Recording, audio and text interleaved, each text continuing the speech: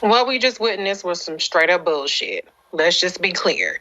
This judge got his OJ.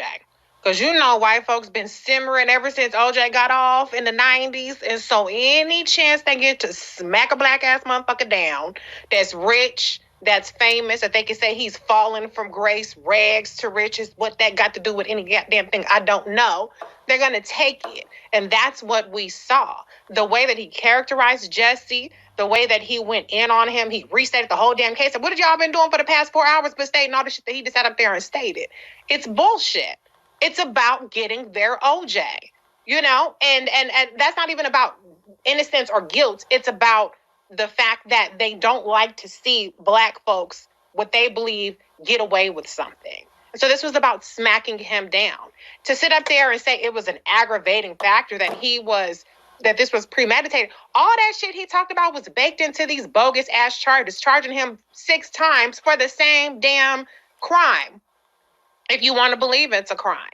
That's all this was about. It's about humbling a wealthy, famous black man. He completely set aside and disregarded all of the character witnesses and sentenced him to 5 months incarceration over what? And I don't believe anything he said about, oh, you're doing injustice to hate crimes. This shit happened 3 years ago. Okay? So what has happened? Where's the statistical data that says hate crime reports have gone down? They've gone up. Where hate crime convictions are harder to obtain? They're not.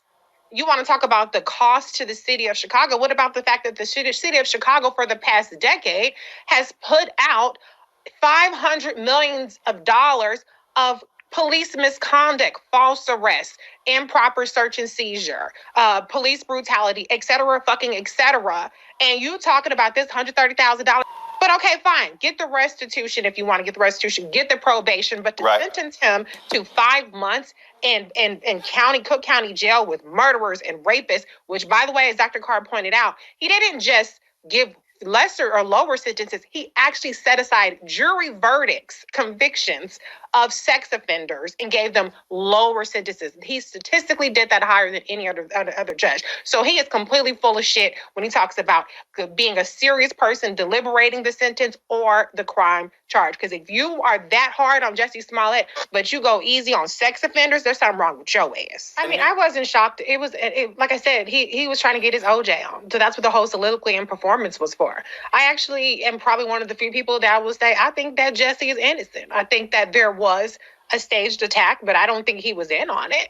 But that's an unpopular opinion. I'll stand it and I don't care. But my other opinion is also, who gives a fuck even if he was guilty? It's really not as big of a deal as people are making it out to see. I'm not one of those people that tries to say that when one black person does wrong, oh, that's going to reflect poorly on the whole race, yada, yada, yada. People that think poorly of black people think poorly of black people, whether Jussie Smollett lied or whether he was really attacked. So that really doesn't even matter to me. But to be honest, he would have gained so much more over the past 3 years if he would have just said, I did it. He could have said I was depressed. He could have said I was risking my job. I was desperate. He could have claimed a whole number of things where people would have been sympathetic to him. So he's actually lost more by maintaining his innocence. So that's why I'm more inclined to believe that he is a victim here.